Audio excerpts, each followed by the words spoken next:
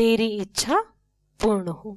तूने बड़ी अच्छी लीला दिखाई, अब तेरी इच्छा पूर्ण हो। ये इस तरह का जीवन कैसे बना?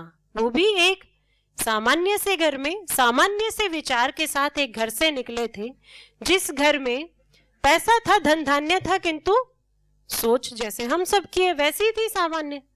किंतु ये सब कुछ हुआ तो श्रद्धा और विश्वास के कारण, और इस गुरु शिष्य की जो परंपरा है उसके कारण ये परिवर्तन हुआ।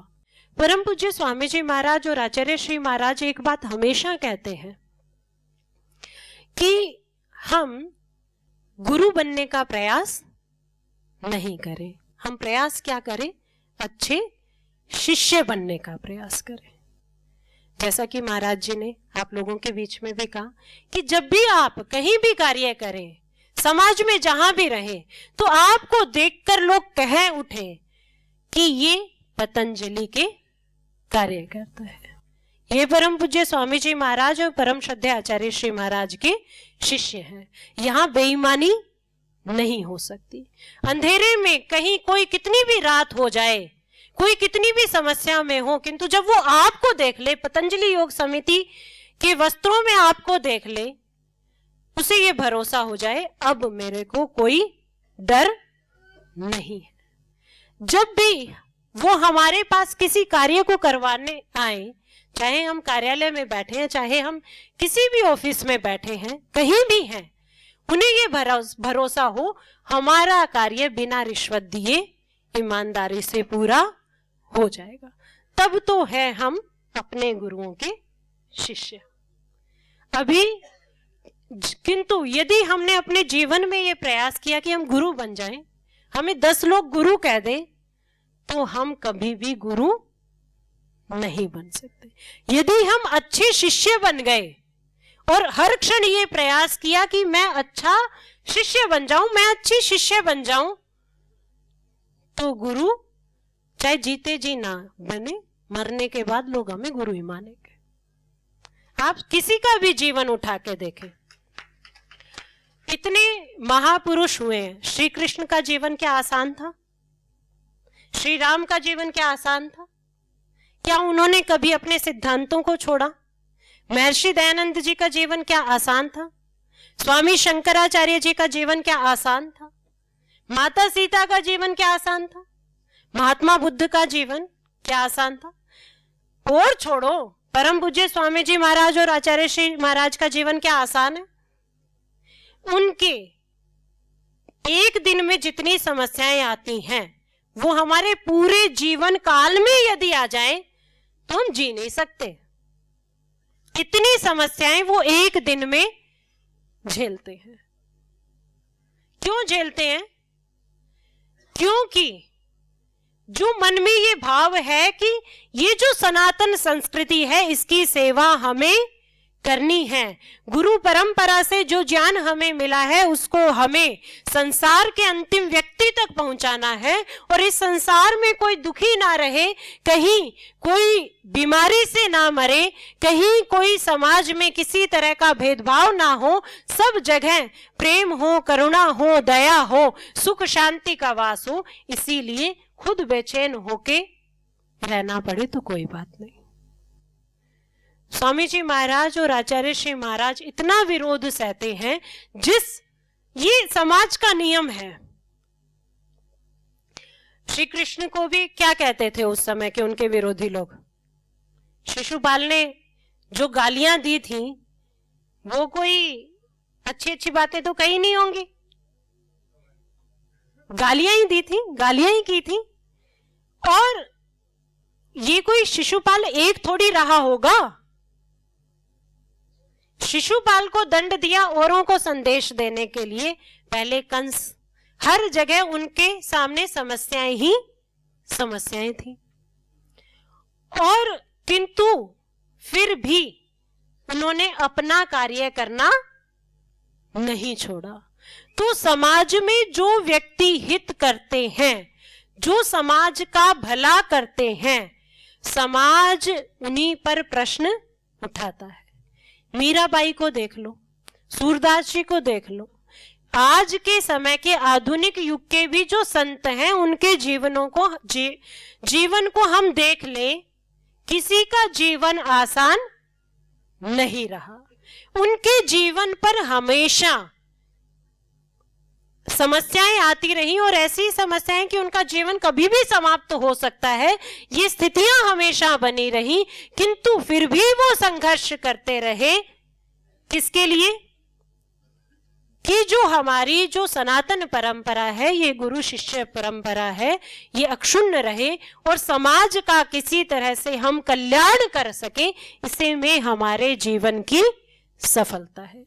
बस यही तत्व हमारे गुरुजनों से हमें सीखना है और वो हम तब सीख पाएंगे जब हम अच्छे शिष्य बनेंगे। श्री कृष्ण के गुरु कौन थे? महर्षि संदीपनी। कुछ कुछ गुरुओं के तो नाम याद कर लो। और श्री राम के गुरु कौन थे? वशिष्ठ और विश्वामित्र। और बहुत सी कहानियां हम छोटे छोटे बच्चों की कहानियां सुनते हैं। भक्त ध्रुव की कहानी देखो। छोटे से बच्चे को पिता ने गोदी से उतार दिया। उसने अपनी माँ से पूछा, मुझे मेरे पिता ने गोदी से क्यों उतारा? माँ ने बोला कि ये हमारे बच्चे कर्मों का फल है। तो बोले, ये कर्मों का फल अच्छा क्यों नहीं हो सकता? बोले, वो तो ईश्वर की कृपा से ही हो सकता है। जब हम इनका फल भोग लेंगे तो अच्छे फल भी हमें मिलेंगे, जब हम अच्छे कर्म करेंगे। तो बोले, यदि सब कुछ करने वाला ईश्वर ही है तो फिर मैं ये जिनकी कृपा से राजा भी राजा बने, मेरे पिता भी राजा बने हैं, उनकी कृपा के लिए क्यों रोऊं? और घर से निकल गए। घर से निकलते ही राजा को पता चला कि मेरा बच्चा दुखी होके जंगल में तपस्या करने के लिए ईश्वर की शरण में चला गया है। तो नारद, किसी को पता नहीं कहाँ चला गया। अब नारद जी हर जगह घूमते रहते थे। नारद जी को ध्रुव मिल गए। ध्रुव से बातचीत हुई तो नारद जी बोले, बहुत अच्छा कार्य है, करो। और राजा को जब उन्होंने बता दिया कि आपका बेटा कहाँ है, उन्होंने अपनी सेना की एक टुकड़ी भेज दी कि मेरे बेटे को लेकर के आओ और उससे कहो कि मैं अपना राज्य जो है, आधा राज्य जो है, उसे सौंप दूंगा। तो भक्त ध्रुव बोले, अभी तो मैंने तपस्या शुरू भी नहीं की है, जिस ईश्वर का नाम लेकर निकलने मात्र से मुझ पर इतनी बड़ी कृपा हो रही है कि जो राजा मुझे अपनी गोद में नहीं बैठा रहा था कुछ मिनट, वही राजा मुझे अपना आधा राज्य दे रहा है।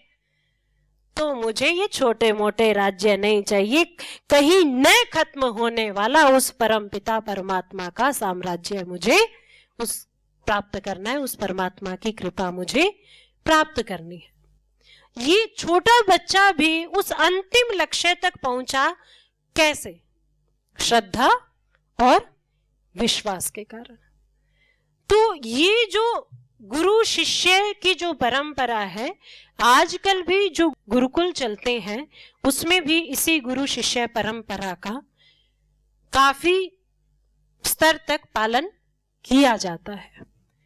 और इसी गुरु शिष्य परंपरा के कारण आज हम इन वेद ऋचाओं को सुन पा रहे हैं, श्रीमद् भगवद गीता को सुन पा रहे हैं, रामायण और महाभारत को सुन पा रहे हैं।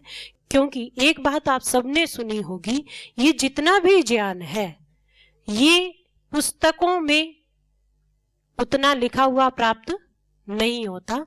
आगे से आगे कैसे गया? शुद्ध परंपरा से। गुरु ने शिष्य को पढ़ाया, शिष्य ने अगले शिष्यों को पढ़ाया, उन्होंने फिर आगे पढ़ाया, उन्होंने आगे पढ़ाया। इसी तरह से ये ज्ञान परंपरा चली आ रही है।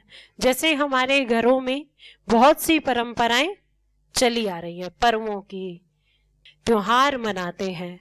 इसके अलावा जो हमारे शादी ब्याह की, कपड़े पहनने की और भी बहुत से रीति रिवाज है जो कि हमारे बाप दादा ने अपने बच्चों को बताया, उन्होंने अगलों को बताया, उन्होंने अगलों को बताया, उन्होंने अगलों को बताया और वो ज्ञान हम तक पहुंच गया।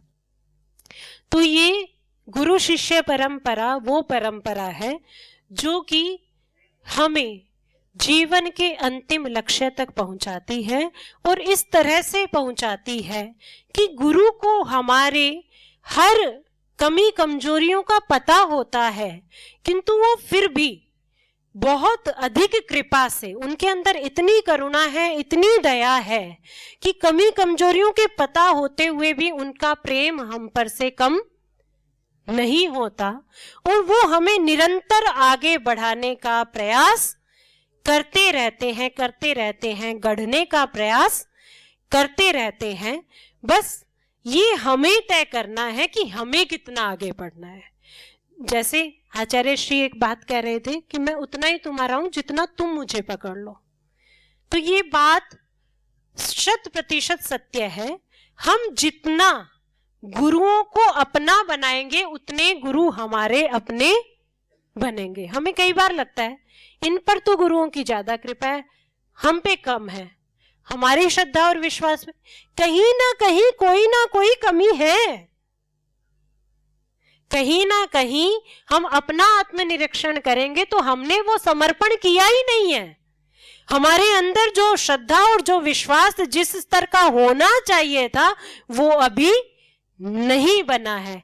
जिस दिन बन जाएगा तो उस दिन वो प्रियता अपने आप प्राप्त हो जाएगी। हमें प्रियता के पीछे नहीं भागना, हमें अपनी पात्रता को सिद्ध करना है कि हम ऐसे पात्र बने कि ईश्वर की कृपा हो चाहे गुरु की कृपा हो, वो हमें सहज प्राप्त हो जाए, और वो हो जाती है। हम चाहें कि हमें ईश्वर प्राप्त हो जाए, ईश्वर नहीं प्राप्त होगा। ईश्वर तभी प्राप्त होगा जब ईश्वर की इच्छा होगी, और वो इच्छा कब बनेगी? जब हमारी स्थिति वो बन जाएगी। हम उसे कहें कि हम 1.5 लाख का प्रसाद चढ़ाएंगे, बस एक बार दर्शन दे देगा। 1.5 लाख क्या करोड़ों चढ़ा दे, चाहे हम अपना जीवन दे दें, फिर भी ईश्वर हमें दर्शन नहीं देने वाले। ईश्वर तब दर्शन देंगे जब हमारी अपनी पात्रता होगी। बहुत से ऐसे लोग आते हैं जो बहुत धनी होते हैं, हमने बहुत से लोगों को देखा है, किंतु उनका जो बिजनेस है, जो व्यापार है, वो लोगों का हित करने वाला नहीं है, चाहे किसी गुटखे का हो, शराब का हो। ऐसे लोगों को महाराज जी दान लेते भी नहीं है और कभी मंच पर भी प्रश्रय नहीं देते। और ये तब से है, जब से ये संस्था शुरू हुई, और तब यहाँ कुछ भी ये भवन नहीं थे, और महाराज जी किसी और का भवन लेकर के वहां शिविर किया करते थे। तब भी ऐसे लोग 7-7, 8-8 दिन रुके रहते थे, पर महाराज जी उनका दान स्वीकार नहीं करते थे। तो ये जो संस्था बनी है, ये लोगों के खून पसीने की कमाई से बनी है। स्वामी जी महाराज और आचार्य श्री महाराज हमेशा एक बात कहते हैं कि ये उन लोगों के भावनाओं से संस्था बनी है जिन माताओं ने अपने गहने उतारकर हमें पोटली बना करके दे दिए, जिनके घरों में खाने के लिए भी पर्याप्त नहीं है, किंतु फिर भी अपना आधा भाग निकाल के इस संस्था को दे दिया। उन लोगों की भावना से बनी है। बहुत से लोग जिन्होंने अपनी जिंदगी भर की कमाई स्वामी जी महाराज और आचार्य श्री महाराज को दे दी कि सनातन संस्कृति का कार्य होना चाहिए, हम रहे या ना रहे, सनातन संस्कृति जिंदा रहनी चाहिए, उन लोगों के कारण ये संस्था बनी है।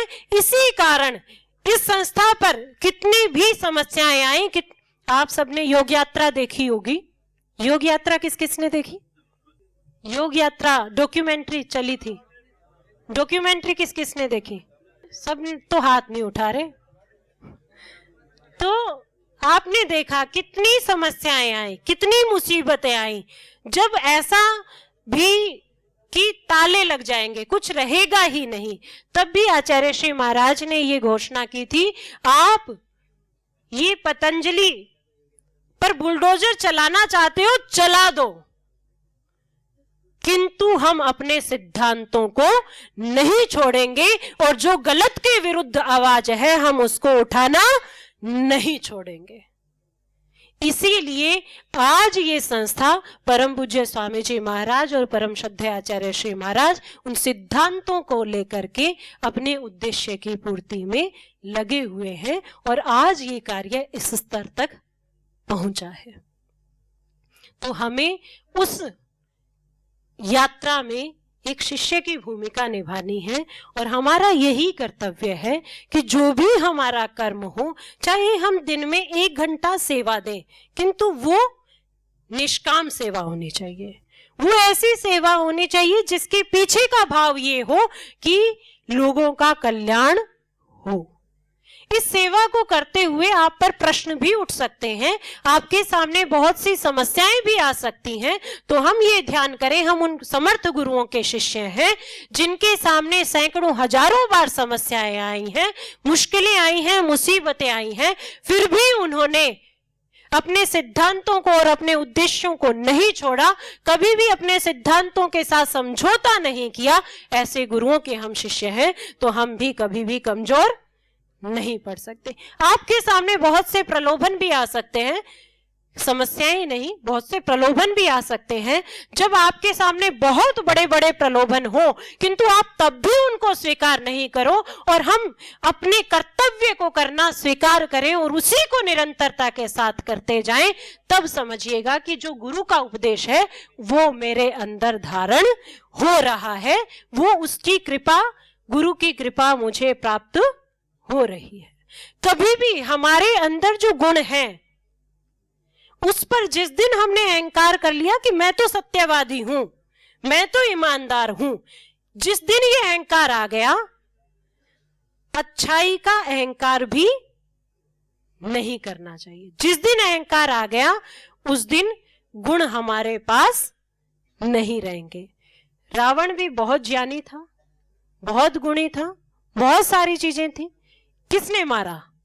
अहंकार ने। अहंकार आ गया अपने ज्ञान का, अपनी शक्ति का, अपने सामर्थ्य का। तो हमारे पास जो भी है उसे हम उस ईश्वर की कृपा माने और गुरुओं की कृपा मान करके हम इस यात्रा में आगे बढ़े तो हम निरंतर आगे बढ़ते जाएंगे, निरंतर आगे बढ़ते जाएंगे। कहीं जीवन में कोई कमी कमजोरी हमें नहीं लगेगी। जो इस भजन की पंक्तियां हैं, किसी और चीज की अब चाहना भी नहीं है, जब से तेरा दर मैंने पकड़ा है तब से मैं धन्य हो गया हूं, ये पंक्तियां आपको अपने जीवन में अनुभव होने लगेगी। बस हमें इस गुरु शिष्य परंपरा को सच्चे अर्थों में समझना है और जैसे श्री कृष्ण ने, श्री राम ने और महर्षि दयानंद ने अपने गुरु को स्वीकार किया, गुरु शिष्य परंपरा को समझा और अपनाया, वैसे ही हम अपनाएं और आगे बढ़े तो हमारा भी उद्धार हो जाएगा और उस उपकार को होने से कोई रोक नहीं सकता। हे नाथ अब तो ऐसी कृपा हो, जीवन निरर्थक जाने न पाए, यह मन न जाने क्या क्या दिखाए, कुछ बन न पाए मेरे बनाए। हे नाथ अब तो ऐसी कृपा हो, जीवन निरर्थक जाने न पाए, यह मन न जाने क्या क्या न पाए मेरे बनाए। संसार में ही आसक्त रहकर दिन रात अपने मतलब की रहकर, संसार में ही आसक्त रहकर दिन रात अपने मतलब की कहकर, सुख के लिए लाखों दुख सहकर ये दिन अभी तक यूं ही गवाए। हे नाथ अब तो ऐसी कृपा हो, जीवन निरर्थक जाने न पाए, यह मन न जाने क्या क्या दिखाए, कुछ बन न पाए मेरे बनाए।